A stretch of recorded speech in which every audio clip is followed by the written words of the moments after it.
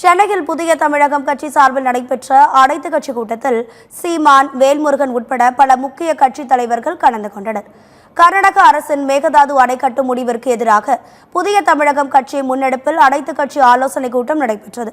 சென்னை தியாகராய நகரில் புதிய தமிழகம் கட்சி தலைவர் கிருஷ்ணசுவாமி தலைமையில் நடைபெற்ற அனைத்து கட்சி கூட்டத்தில் தமிழக வாழ்வுரிமை கட்சி தலைவர் வேல்முருகன், நாம் தமிழர் கட்சியின் ஒருங்கிணைப்பாளர் சீமான், இந்திய ஜனநாயக கட்சி தலைவர் ரவி பச்சமுத்து, அதிமுக முன்னாள் அமைச்சர் OS மணியன் உட்பட பலர் கலந்து கொண்டனர். அனைத்து கட்சி கூட்டத்தில் மேகதாது அணை விவகாரம், காவிரி நதிநீர் பங்கீடு குறித்து ஆலோசிக்கப்பட்டது. மேலும் மேகதாதுவில் அணை கட்ட முயற்சிக்கும் கர்நாடக அரசுக்கு எதிராக கண்டனங்களும் தெரிவித்தனர். இன்னைக்கு ஒரு வாய்ப்பு என்னன்னா, நம்ம டிவிக்கு ஆட்சியில் இருந்தாலும் முதல்வர்களுக்கு பெரும்பான்மை இருக்கிறது.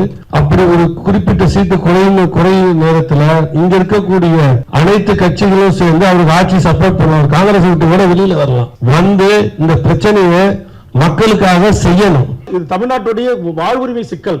ஒரு காலத்தில் தமிழர்கள் நண்டு கறியும் நத்தக்கறியும் எலிகறியும் தின்னு வேட்டையாடி வாழ வேண்டிய நிலைமைக்கு நாங்கள் தள்ளப்பட்டோம்.